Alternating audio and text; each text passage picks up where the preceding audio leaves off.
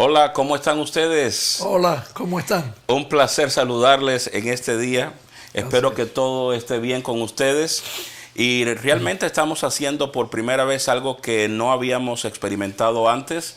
Creo que una vez tuvimos que hacer una grabación, ¿te acuerdas? Sí. No sé por qué razón tuvimos que hacer una grabación. Les anunciamos que a partir de hoy, en realidad, estamos haciendo grabación y la escuela sabática está saliendo a la misma hora por el mismo canal de YouTube y de Facebook el sábado a las 10:15 de la mañana aproximadamente, pero es una grabación. No obstante, le vamos a estar dando las oportunidades a ustedes para que contesten preguntas.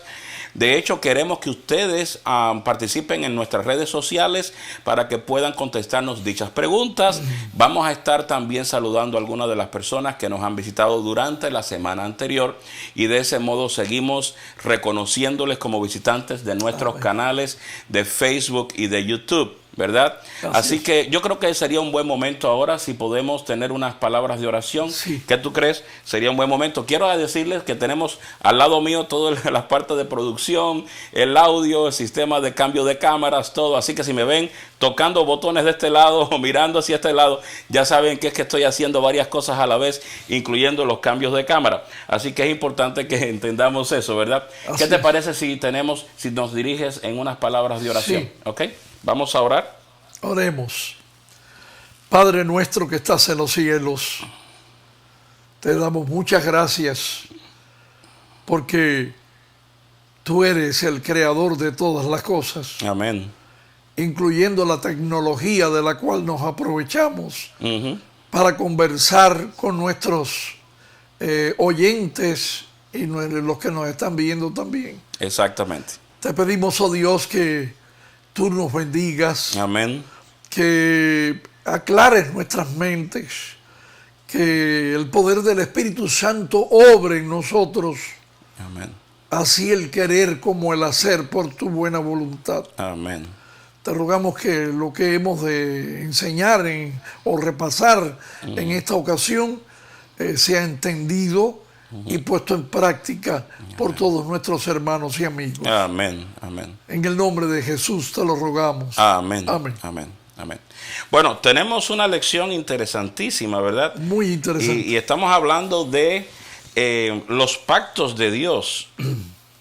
Yo no sabía, honestamente, que podríamos usar esa palabra pactos en plural. En plural. Vamos a empezar por ahí, sí. ¿verdad? O sea, en plural, pero no solo en plural, el hecho de que sea diferentes tipos, porque siempre hemos hablado del antiguo pacto en el Antiguo Testamento, el nuevo pacto en el Nuevo Testamento, pero estamos hablando del mismo pacto. Cierto. Y incluso dedicamos todo un trimestre hablando de los pactos, pero en realidad es un solo pacto. Esta lección ahora introduce un concepto diferente. Sí, un enfoque diferente. Diferente. Sí. Y este enfoque tiene que ver directamente con pactos. Primero sí empieza con el pacto que siempre hemos hablado de toda la vida. Es bilateral. El bilateral, el pacto bilateral. Sí, existe el pacto bilateral. A ver, yo quiero que tú me hables un poquito sobre estos dos tipos de pacto. El pacto bilateral, el pacto unilateral, ¿verdad? Cierto. ¿Qué significa uno? ¿Qué significa el otro? A ver. Sí, un pacto es un acuerdo, es un contrato entre dos partes. Incluso las dos partes no tienen que ser de una sola persona. Ajá. En este caso es entre Dios, pero es todos los seres humanos. Ya, ok. Se llama bilateral porque hay dos partes. Ajá. Y unilateral cuando el pacto lo realiza una sola parte. Cuando lo realizan las dos partes, hay una parte que dice, tú debes hacer esto para esto. Okay. Y el unilateral dice, aunque tú hagas lo que hagas, yo haré lo que voy a hacer. O sea, esa es la diferencia. Por ejemplo, Cristo, nuestro Dios, hizo un pacto de que Él redimiría a la humanidad y vendría por segunda vez a esta tierra para salvar al pecador, pero también condenar al impío. Ya, ok. O sea, este pacto es unilateral. Ok. Porque Cristo viene, queramos o no queramos. Ajá. Y ese es. Preparémonos o no nos preparemos. Y estamos hablando de la venida de Cristo.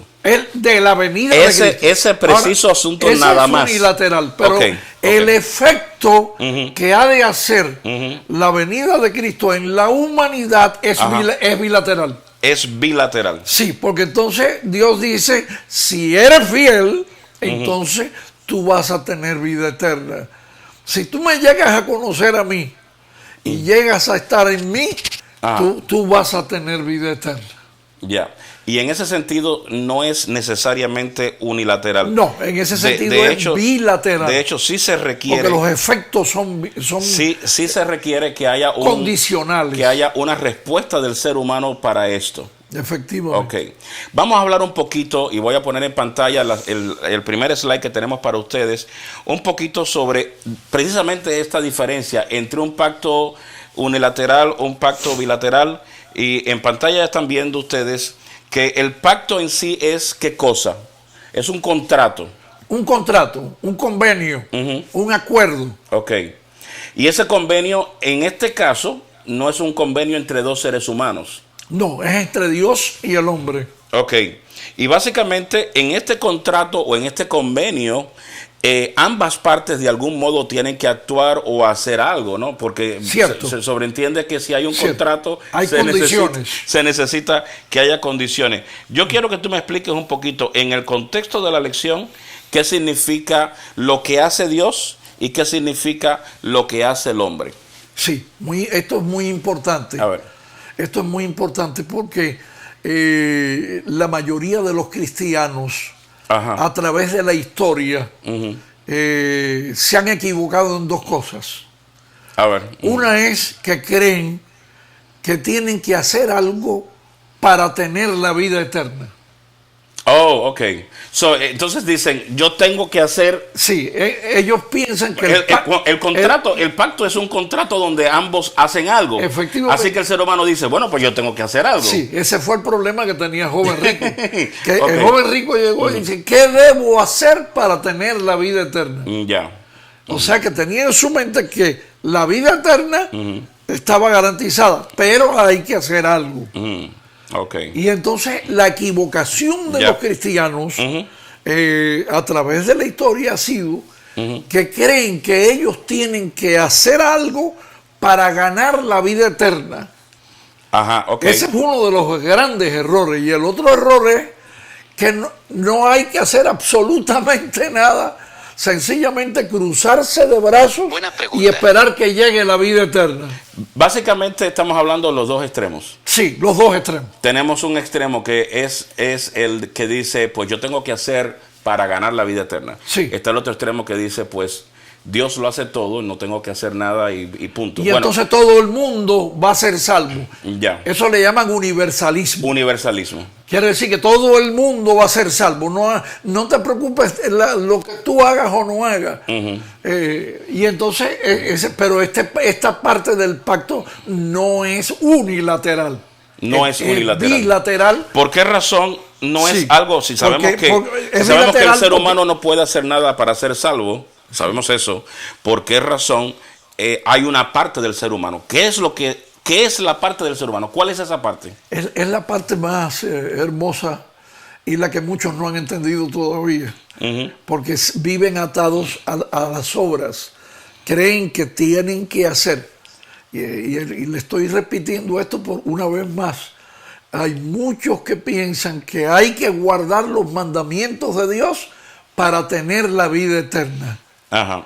Y no es esa la realidad. La vida eterna se tiene cuando tenemos al Hijo. El que tiene al Hijo tiene la vida. Básicamente la parte, o en el contrato, la parte que el ser humano tiene que realizar es el aceptar a Jesús, ser amigo de Jesús. Amén. Vivir para Jesús. Okay. Y que Jesús viva en nosotros. Okay. Esa es la parte humana. No guardar los mandamientos. ¿Por qué? Entonces, pastor, no hay que guardar los mandamientos. Sí hay que guardarlos. Ya, pero no hay que guardarlo para tener la vida eterna. Ya, es sino como un que al resultado. tener a Cristo yo tengo la vida eterna y Ajá. entonces guardo los mandamientos. Es como un resultado. Sí, Es un resultado. El guardar los mandamientos no es causa, es consecuencia. Es consecuencia. Ya. Cierto. El slide que tenemos en pantalla, lo voy a poner de nuevo en pantalla, es interesante. Dice, en cuanto a la salvación, algunos creen que el pacto es unilateral, haga lo que hagas. Otros dicen que no. Otros, o sea, ya hemos explicado eso, ¿verdad? Ahora, Pablo entendía la naturaleza bilateral del pacto. Y se está hablando de un texto bíblico específico, 2 Timoteo, capítulo 4, 2 Timoteo 4, 6 al 8.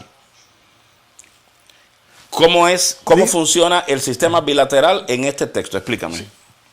Aquí Pablo dijo, porque ya yo estoy para ser sacrificado y el tiempo de mi partida está cercano.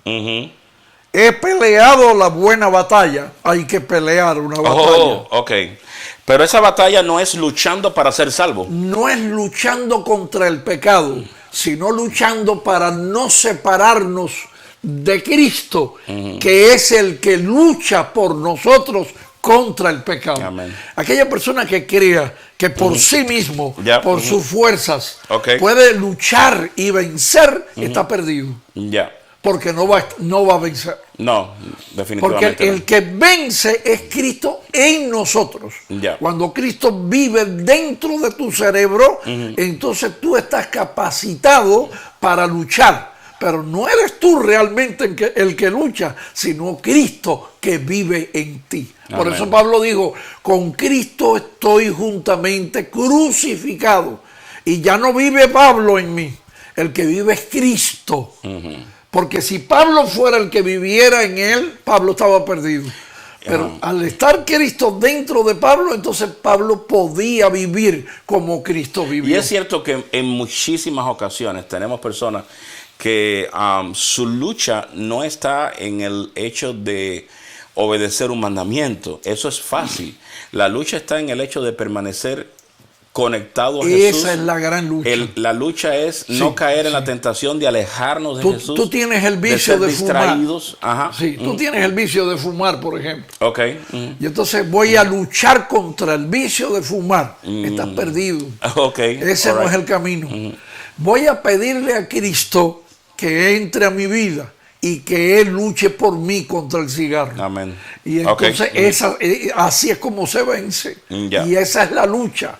En una explicación más concisa que tenemos, porque lo tenemos en el slide ahí, estamos viendo que dice que en este pacto bilateral de salvación, la segunda parte, que es la humanidad, tiene que hacer algo, pero en realidad es creer en Jesús, entregarle su vida a Él y permanecer. A mí no puedo dejar de recordar el texto que aparece ahí en Juan 15, ¿verdad? Dice, permaneced en mí y yo en vosotros, separados de mí, ¿qué cosa? Nada podéis hacer. Nada podéis hacer. Separados de mí, nada podéis hacer. Y esa es la lucha. Ajá. No soltarse de Jesús. Ya. Esa es la lucha. Si logras eso, lo otro viene por añadidura. También vimos Juan capítulo 6, está en el slide que estoy poniendo en pantalla. Juan capítulo 6 dice ¿cómo? ¿Cómo dice? Esta es la obra de Dios, que creáis en el que Él ha enviado. Interesante. Si tú crees en Dios, esa es la obra de Dios en ti. Creer, aceptarlo, amarlo y servirle.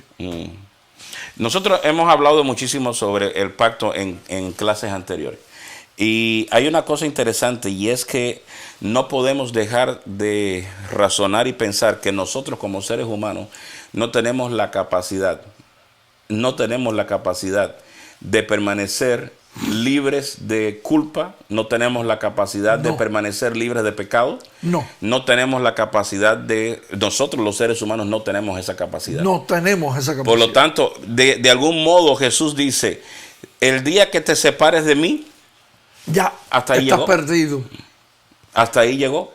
O sea, esta primera sección de la lección nos parece bastante interesante, Sí. que se vuelve a retomar el tema de un pacto de salvación, donde bilateralmente el ser humano le entrega a Dios su vida. Le entrega su vida. El ser humano accede a que Jesús tome control de su vida. Tampoco puedo dejar de pensar en el texto en Apocalipsis capítulo 3, donde dice que Jesús está a la puerta y, Sí. y toca, ¿verdad? Si alguno oye mi voz, O sea, nos Y toca, abre la puerta. nos toca abrir esa puerta, porque de algún modo Dios nos dio esa libertad, y con libertad tenemos el poder de decidir. es cierto. Y eso es una gran bendición, porque también funciona del otro lado. Ajá. Satanás no te puede obligar a hacer algo que tú no quieras No hacer. puede. Esa libertad la compró Cristo Ajá. con su muerte. Antes de su muerte éramos esclavos del pecado. Ese es el concepto bíblico más importante. Por supuesto. ¿Qué significa ser un esclavo del pecado? Significa, un esclavo no tiene autonomía. No tiene autonomía. Un esclavo del pecado significa que el pecado lo domina y no hay forma de que se libere de él. Claro. No puede decirle que no. Pero Cierto. Jesús muere en la cruz del Calvario y compra nuestra libertad del pecado. Amén. Y ahora sucede que el pecado toca la puerta y podemos decirle que no. Efectivamente. Tenemos la libertad de decirle que no. Que no. Si queremos, le decimos que no. Como tenemos la libertad de decirle a Jesús Que sí. entra en mi vida, decirle que sí. Exactamente. Y ese tipo de libertad fue comprada en la cruz, del Calvario. Ahora, esto trae bendiciones. Sí. Cuando le entregamos nuestra vida a Jesús, trae bendiciones. Hay muchas bendiciones. ¿Cuál es la mayor y grande bendición podemos decir que tenemos cuando le entregamos la vida a Cristo? Si éramos muertos en pecado, ¿cuál es la mayor de las bendiciones que tenemos?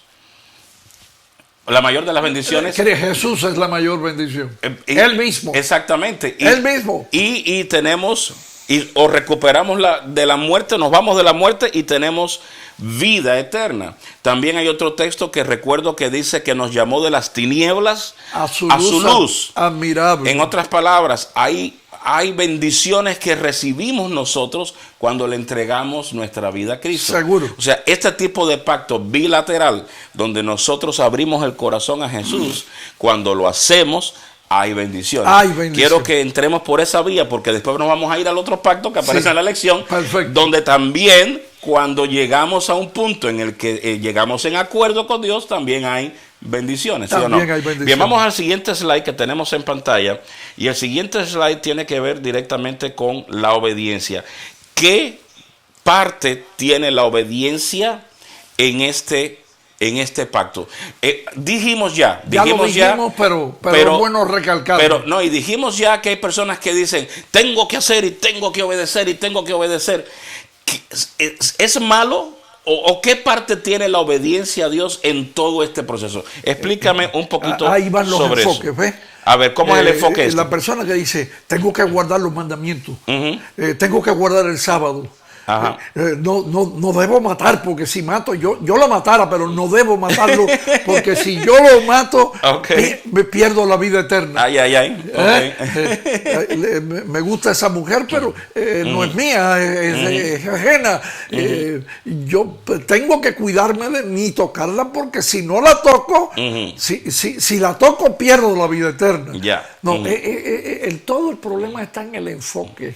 En el enfoque. Cuando nosotros cambiamos el enfoque, estamos perdidos. El enfoque debe ser, yo no hago tal cosa o yo guardo los mandamientos porque me nace. ¿Por qué me nace? Porque Cristo produce en mí el querer como el hacer por su buena voluntad. Es Él el que produce en mí la consecuencia de obedecer, y dentro de esa obediencia está el compartir, porque viene ya en las últimas láminas, el compartir mis bienes que no son míos con mi prójimo y con la obra de Dios. Amén. Vámonos directamente a la pregunta. ¿Qué les parece? Hay una pregunta igual. Sí, y de hecho lo que queremos es explicarles en esta ocasión, porque la pregunta en realidad no va a venir con una respuesta inmediata que vamos a poder decirles en el aire. Pero lo que vamos a hacer es esto. El siguiente programa, en la siguiente grabación, vamos a tener una lista de aquellas personas que respondieron a la pregunta. Vamos a mencionar sus nombres, vamos a saludarlos. Vamos a establecer este vínculo donde las personas que vieron este programa hoy van a escribirnos. ¿Qué va a suceder? En el siguiente programa vamos a saludarlos y vamos a decirles, vamos a reconocerles, vamos a mencionar sus nombres, y si contestaron alguna de estas preguntas, pues obviamente también lo vamos a decir. Por otro lado, queremos invitarlos para que si tienen alguna pregunta sobre la lección de escuela sabática o algún detalle que quieran compartir con nosotros, nos pueden escribir en las redes sociales también. Ahí mismo donde usted está viendo ahora este programa, puedes escribirnos y nos puedes decir tu opinión, o puedes darnos alguna pregunta sobre estos temas. Y con gusto nosotros vamos a verlas, a analizarlas, podemos quizás responder alguna de ellas, podemos quizás llevar a ustedes algunos de los comentarios que nos han enviado, y de ese modo mantenemos la interactividad, ya aunque no sea en el aire, pero aún así podemos también mantener ese tipo de interactividad. Durante el trimestre vamos a tener algunas dudas tal vez sobre asuntos técnicos con respecto al tema que vamos a tratar durante los 12 sábados. Ya que este trimestre es un trimestre de 12 sábados. Sí, sí. Esas preguntas les recomendamos a los que nos están oyendo que vayan a ver a sus pastores. Sí, hay preguntas, y esto es importante que lo entendamos. Hay preguntas que tienen que ver con básicamente la parte económica. Cierto. Sí. Y en la parte económica no siempre se aplica lo mismo. Incluso la misma lección de escuela sabática podría decirnos o recomendar cosas, pero nosotros mismos hemos sido muy claros en nuestro programa y siempre hemos dicho cosas que a veces son más claras que lo que una lección de escuela sabática puede decir. Al analizar la temática de este trimestre y al ver lo que la lección de escuela sabática plantea, nos damos cuenta que hay detalles que es preferible y serían mejor entendidos si usted los habla directamente con el pastor local de su iglesia. Es más, estamos conscientes que no estamos hablándole solo a adventistas. Cierto. Estamos hablándole a bautistas, metodistas, católicos, pentecostales, que quizás nos están mirando. Y el sistema económico que esta lección plantea no funciona para ustedes.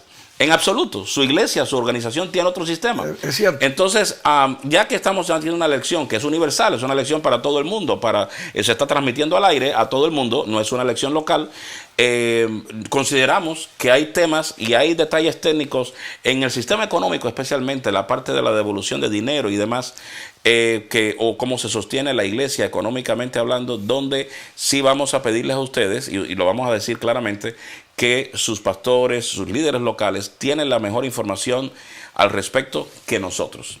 Tienen mejor información que nosotros. Nos vamos a limitar a la parte teológica, a la parte espiritual, a la parte bíblica. Perfecto. Al trasfondo bíblico de esto. Bueno, ¿qué te parece si nos vamos a la pregunta, no? Sí. Y la pregunta dice así. A ver, ¿cómo dice la pregunta? Léela. En un pacto bilateral de salvación entre Dios, quien es la primera parte, con el hombre, quien es la segunda parte, es necesario que la segunda parte, o sea, el hombre, inciso A, obedezca las leyes con sus propias fuerzas para lograr la salvación.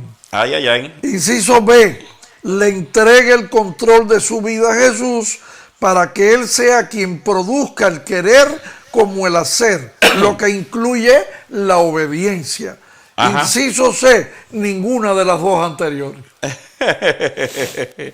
Bueno, mientras está en pantalla la pregunta, quiero saludar a todos aquellos que nos están visitando.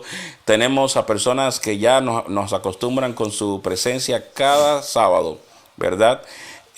Ahora mismo no vamos a mencionar la lista, porque lo que vamos a hacer es precisamente a partir de hoy empezar a mencionar los del sábado anterior. O sea, como el sábado anterior estuvimos en la iglesia, allí se mencionó a quienes estaban presentes, así que ya esas personas ya fueron reconocidas y presentadas. ¿Qué vamos a hacer? En la siguiente grabación vamos a reconocer a aquellos que nos están mirando ahora. Así que vamos a estar mencionando sus nombres en el siguiente programa. ¿Ok?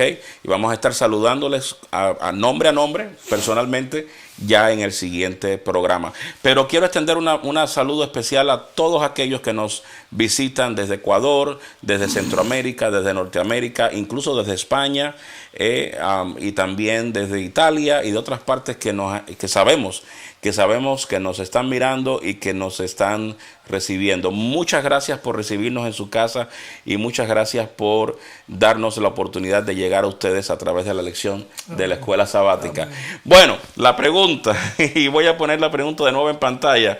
¿Qué cosa es un pacto bilateral? En un pacto bilateral de salvación entre Dios, ¿quién es la primera parte con el hombre? ¿Quién es la segunda parte? Es necesario que la segunda parte que obedezca, le entregue el control o ninguna de las dos anteriores. O sea, en otras palabras, es necesario que el hombre que obedezca las leyes con su propia fuerza, o es necesario que el ser humano le entregue el control de su vida a Jesús, o ninguna. Esperamos sus respuestas porque vamos a estar hablando de sus respuestas en la siguiente. ¿Qué tú crees? ¿Le damos la respuesta de una buena vez? Sí, vamos a darle la respuesta de una buena vez. ¿Y la respuesta cuál es? Inciso B. Le entregue el control de su vida a Jesús. Ajá. Para que Él sea quien produzca el querer como el hacer. Lo que incluye la obediencia, por supuesto. Ok, all right, ok. Bueno, vamos a hablar un poquito ahora del tema que nos lleva al segundo contrato.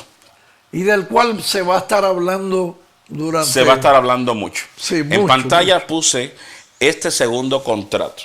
Y lo estamos poniendo básicamente con la idea de que en este segundo contrato es un contrato, haya un acuerdo definido entre lo que nosotros queremos y también lo que Dios nos está diciendo que debemos hacer. No solo eso, sino el hecho de la confianza que debemos tener en un Dios que ha prometido, porque quiero que volvamos a recalcar la idea, y esta idea es importante que la volvamos a recalcar.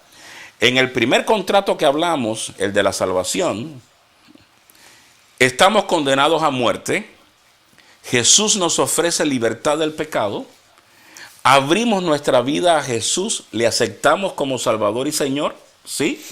Pero no solo le aceptamos como Salvador y Señor, recibimos una bendición de regreso, recibimos beneficio de regreso. ¿Seguro? Al aceptarle como Salvador y Señor. Así es. Ningún contrato, porque vamos a estar aquí, ¿verdad? Cuando vamos yo voy ahora a un dealership para comprar un carro.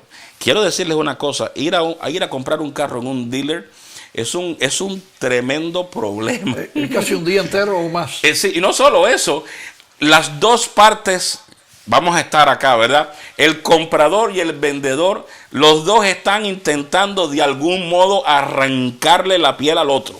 Sí.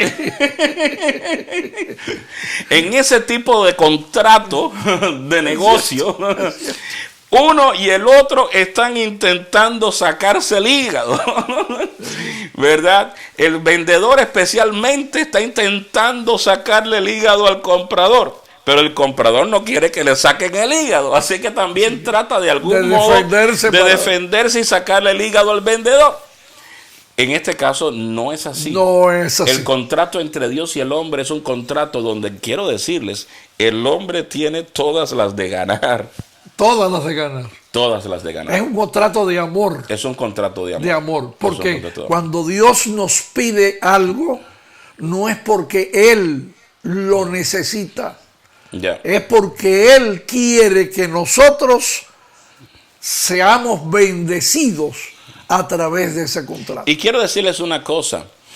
Ahora vamos a hablar de un tema que es interesante, que es el contrato entre Dios y el hombre a través de lo que en aquel tiempo era un impuesto. Era un impuesto. Vamos a estar acá. El diezmo era un impuesto. Era un impuesto. No podemos olvidar que en aquel momento la iglesia no era iglesia, era un país. Es cierto. Es Israel, era un país. En el país que usted vive hay impuestos. En el país donde vivimos nosotros, acá en Estados Unidos, hay impuestos. Hay impuestos. Y el impuesto tiene un propósito simple, poder mantener a la sociedad que nos rodea, poder mantener la estructura de esa sociedad, poder mantener al ejército que defiende a esa sociedad, poder mantener los sistemas de salud, de limpieza, de salubridad, de sanidad, de transporte de esa sociedad. El impuesto tiene un objetivo muy simple y es llevarle a la persona que está pagando el impuesto una bendición en regreso. Efectivamente. Por ejemplo, voy a poner un ejemplo muy claro. Cuando nosotros vamos a, digamos, nos vamos a la ciudad, ahí al centro de la ciudad, qué bonita. Bueno, hay personas que limpian las calles. Si no fuera un desastre, ¿sí o no? Seguro. Hay personas que limpian esas calles y se mantiene limpia. Ahora, adivine usted con qué se paga la limpieza de esas calles. Seguro. Con impuestos. Con impuestos. Así que cuando yo voy al centro de la ciudad y disfruto de una calle limpia, estoy recibiendo de regreso bendición del impuesto que yo pagué. Del impuesto. Adivine usted con qué dinero le pagan a los maestros. Yo soy maestro en una escuela. ¿Con qué dinero le pagan a los maestros para que sus niños estudien gratuitamente? No pagan un centavo de la educación. Aquí en Estados Unidos, por ejemplo, desde kindergarten e incluso desde antes de kindergarten, sí, el pre-kinder, hasta pre-kinder, hasta el 12 grado, la educación es total y completamente gratuita.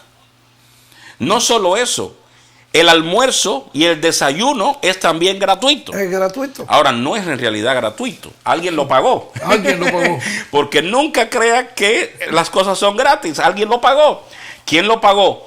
Aquel que tiene una propiedad y que paga impuestos sobre la propiedad, porque no hace mucho me enteré que el salario de maestros y los gastos de educación salen del impuesto sobre la propiedad. Oye, eso. Entonces una persona tiene una casa maravillosa, muy linda, paga sus impuestos sobre la propiedad por la propiedad que tiene y resulta que sus hijos van a la escuela y desayunan gratis, pero no es gratis. Está pagado de impuestos. Sí. Almuerza gratis, pero no es gratis. Está pagado de impuestos y recibe la educación gratis. El maestro que le está dando clases recibe un salario, pero él no le paga al maestro. El maestro lo recibe de los impuestos. De los impuestos. Entonces, sí hay beneficios que se reciben del impuesto, pero sigue siendo impuesto. Ahora, expliqué todo esto porque estos impuestos son los que hacen que un país funcione orgánicamente. ¿Adivinen qué?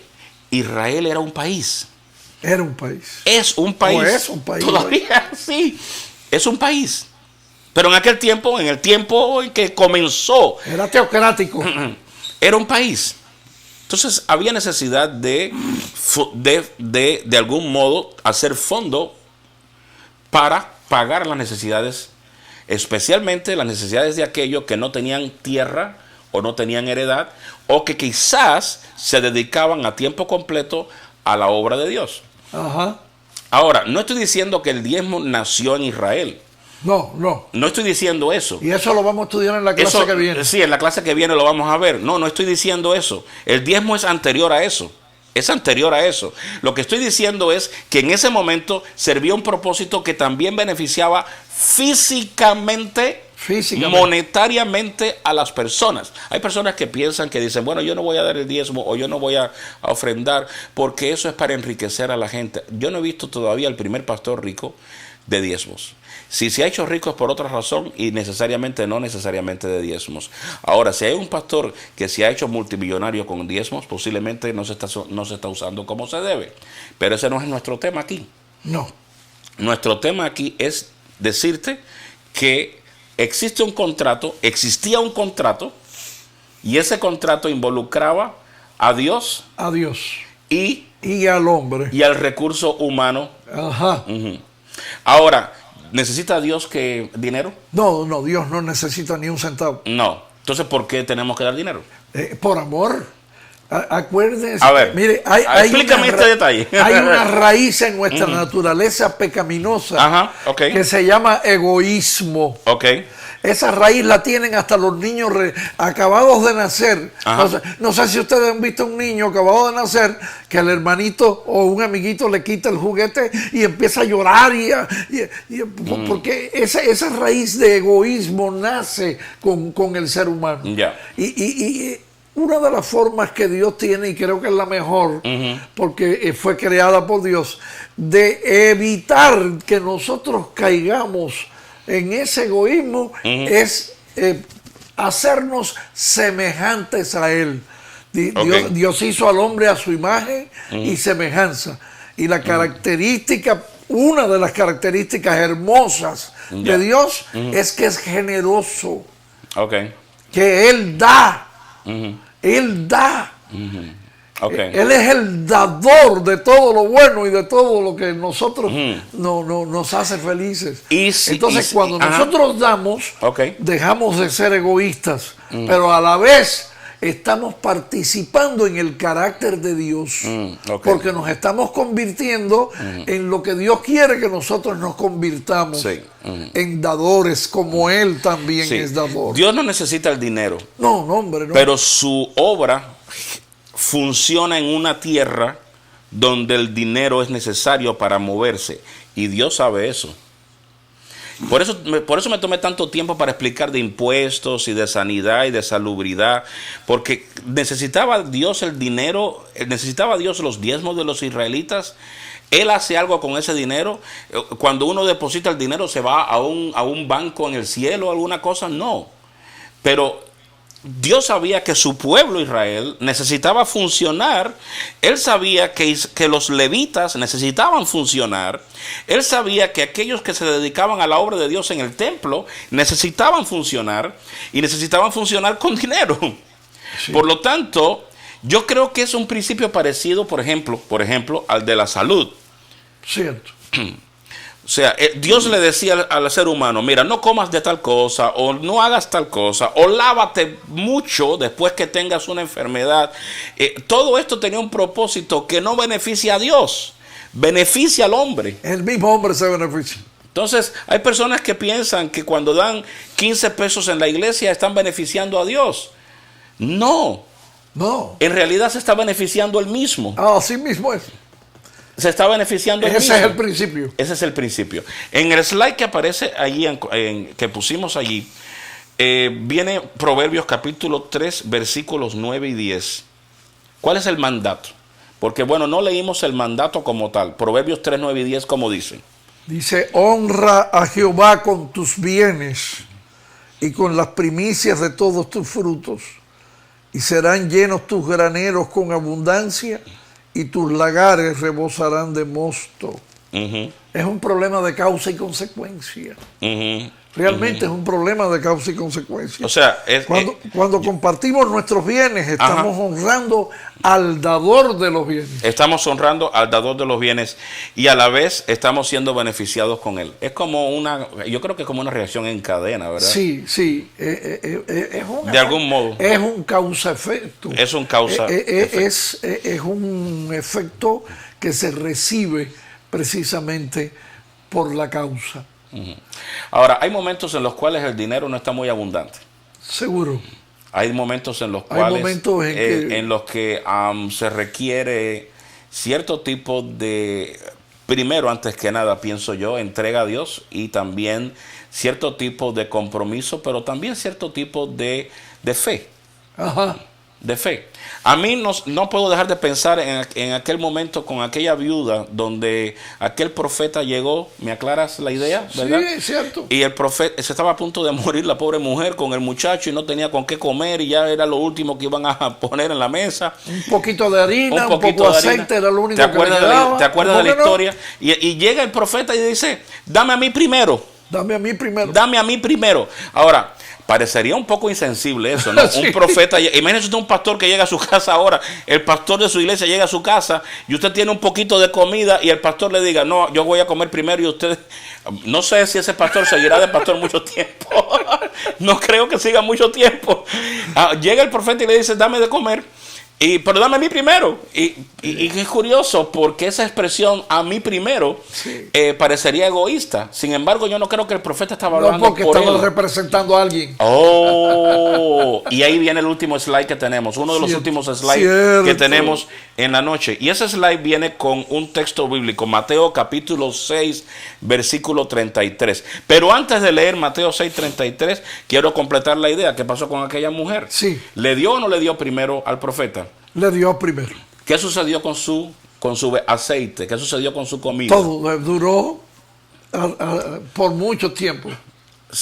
Yo siempre he dicho que hay momentos en los cuales se requiere ese primer paso de fe, de decir, yo voy a confiar en Dios a pesar de. A pesar de. Yo voy a confiar en Dios a pesar de que las condiciones no se ven muy favorables. Ajá. Yo voy a confiar en Dios a pesar de que las cosas no son como deben ser, o yo creo que yo no debería quizás ni siquiera devolver un diezmo o hacer alguna cosa porque la verdad que no siento que me alcanza. Sí. Ahora, por otro lado, también existe el hecho de que esto no solo se refiere al diezmo, sino que se refiere, o al dinero, Sí. sino que se refiere a cualquier cosa de la vida. A cualquier cosa. Mateo 6 es bastante específico y Sí. Mateo 6 habla precisamente de las necesidades físicas, con qué habéis de comer o qué habéis de beber o con qué te habéis de vestir.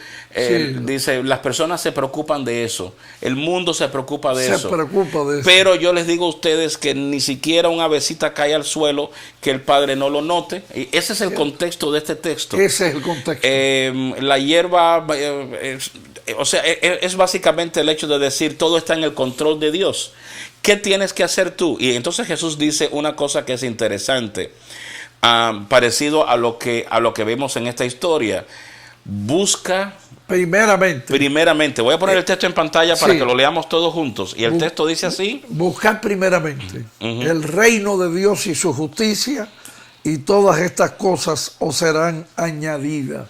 Pero la tendencia humana es lo opuesto. Okay. Y ustedes deben darnos la razón. La tendencia humana es buscar primeramente las cosas. Sí, las cosas.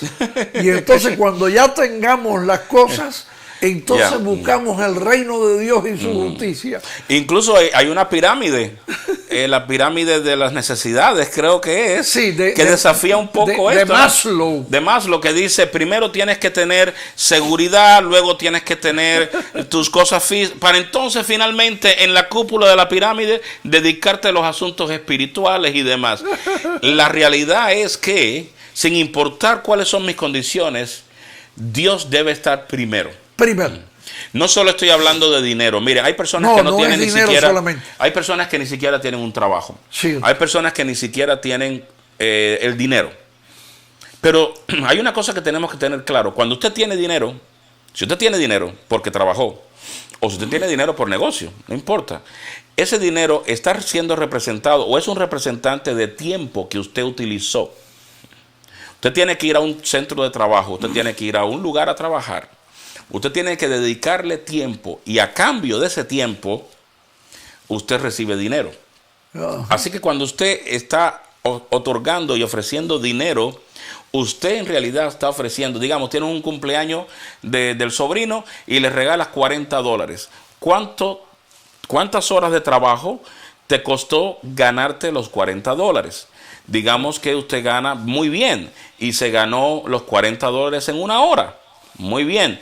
Cuando usted le dio $40 a su sobrino, en realidad usted le dio una hora de su vida.